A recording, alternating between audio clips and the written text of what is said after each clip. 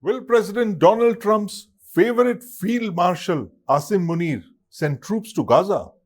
But Pakistan is one of the countries which will send peacekeeping troops to police the Gaza Strip, the United Nations has said. Now, the UN is discussing the composition of an International Stabilisation Force for Gaza. Now, this follows the UN Security Council adopting President Donald Trump's Gaza peace plan. The UN will create this ISF to police the Gaza Strip when the Israeli army withdraws from here. This is as per the peace plan. Now, the exact composition of this 20,000 strong force is still being finalized, but it could also include soldiers from other Islamic countries like Egypt, Qatar, Turkey, Indonesia, Azerbaijan, UAE, Saudi Arabia, Jordan, and Malaysia. Pakistan is, of course, one of the contenders for this. Now, earlier in November, a prominent Pakistani journalist alleged that Field Marshal Asim Munir was demanding Pakistan be paid $10,000 per soldier. Now, Israel was only willing to pay $100 per soldier, she said.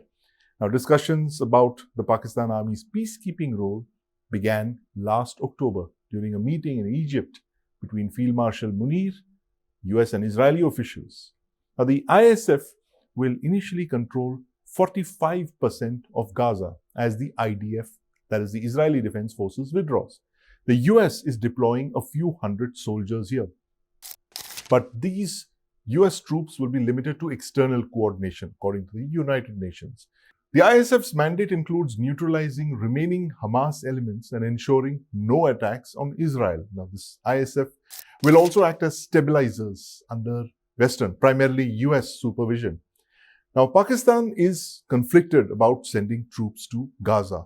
Its government and its military have expressed strong support for Palestinians throughout this two-year conflict, in which tens of thousands of Palestinian civilians have been killed.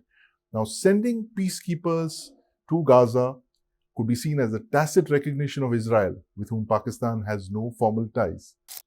Now, in April 2025, Pakistan Army commanders condemned Israel's so-called war crimes in Gaza during a core meeting and reiterated unequivocal diplomatic, political, and moral support for Palestinians.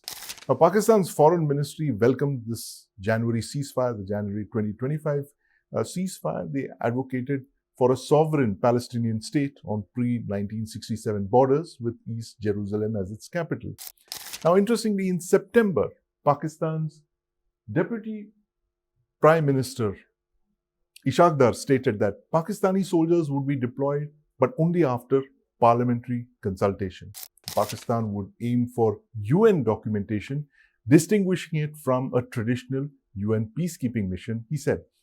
Now, in October again, Pakistan's Defense Minister Gaza ISF indicated that Pakistan would be proud to contribute troops if approved, citing improved ties with the United States, namely nominating President Trump for a Nobel Peace Prize for supposedly mediating India-Pakistan tensions. Now, this force, whoever contributes the troops, this force will have a two-year mandate. It will not be a traditional UN peacekeeping force, but rather it will be an enforcement force that is mandated to use all necessary measures to achieve its objectives. Now, this force will be overseen by a board of peace chaired by the US President Trump. Its core functions, including disarming Hamas and other non-state groups, still in the functions will be disarming Hamas and other non-state groups, securing the borders of the Gaza Strip with Egypt and Israel. And this force will also have to protect civilians and the humanitarian corridors, and also they'll have to train a new Palestinian police. Now, these are tasks that the Pakistan Army is unfamiliar with. It is currently heavily deployed along the borders with both Afghanistan and India, and it's fighting not one but two domestic insurgencies in Balochistan and Khyber Pakhtunkhwa. Now, Field Marshal Asim Munir met President Trump for lunch in the White House in July. It looks like it may be time for him to pay the bill.